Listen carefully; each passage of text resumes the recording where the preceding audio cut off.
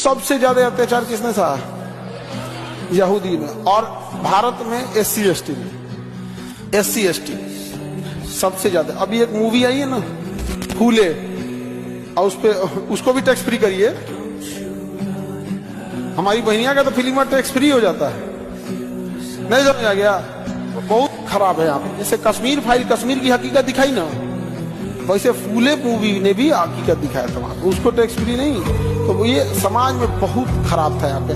यही वजह था कि अंग्रेज जब भारत में आए ना, तो अंग्रेजों ने लिखा है कि इन लोगों ने अपने ही जातियों को इतना सता दिया कि यहाँ के लोग कंफ्यूज है कि ज्यादा अत्याचार किसने किया, ज्यादा अत्याचार किसने किया।